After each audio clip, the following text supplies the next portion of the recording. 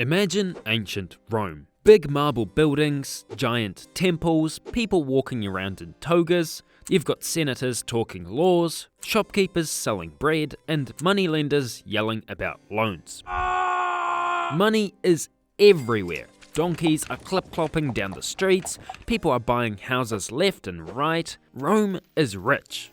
Or at least it feels that way. And then things go very, very wrong. Let me explain.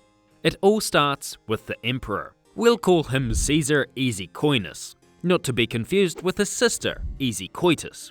He wants Rome to grow big and strong. He wants people to be happy. So he does something clever. He makes it really, really cheap to borrow money.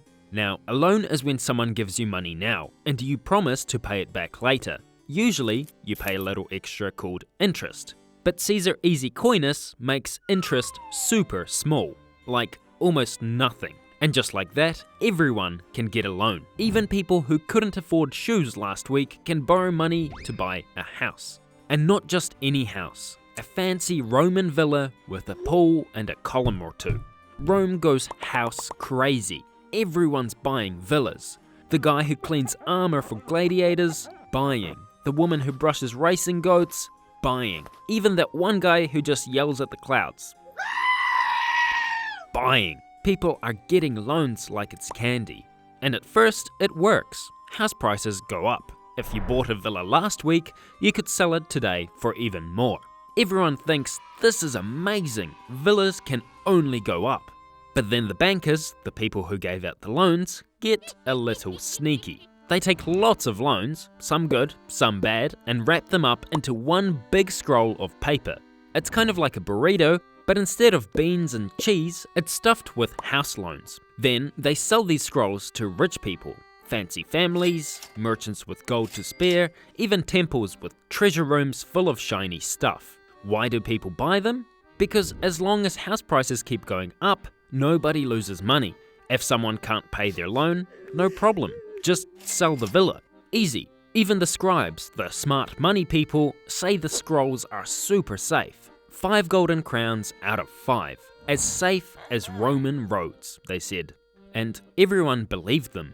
So more people buy scrolls. The bank gives out more loans. More villas get built. Rome keeps booming.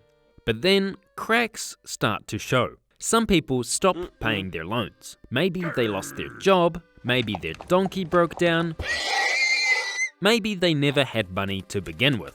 At first, it's a few missed payments. Then a lot. Then a flood. The banks take back the villas and try to sell them. But house prices aren't going up anymore. They're going down.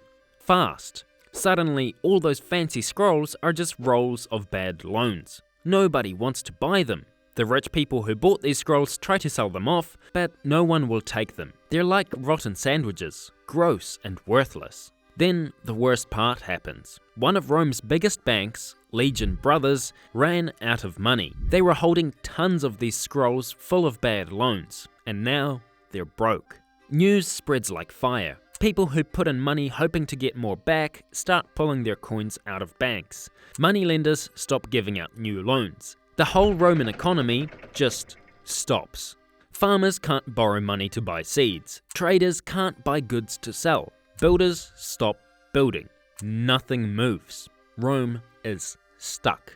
So Caesar Easycoinus calls the Senate. He says we have to save the system. So he takes gold from the imperial piggy bank and uses it to help the banks. The idea is this. Rome will buy the bad scrolls from the banks, giving them fresh coins so they don't crash completely. Not because the bankers are good guys, but because if they fall, everybody falls. And it kind of works, slowly. Scrolls stop losing value, Rome can breathe again, but it's hurt. Thousands of people lost their homes, whole neighborhoods go empty, businesses close, families owe money and can't pay it back. Rome's treasure chest, almost empty. And trust, completely broken. After a while, things start to feel normal again. Rome gets back on its feet, but the Senate makes new rules. No more handing out easy loans to everyone. No more giving 5-star ratings to garbage scrolls. No more pretending everything is fine when it isn't. So yeah, That wasn't really ancient Rome. That was the 2008 US financial crash, just told with togas, scrolls, and donkeys. It all happened the same way. Cheap loans, risky bets, a giant bank collapse. Same story, different outfits. And the big lesson, if something seems too easy, too perfect, too good to be true, it probably is.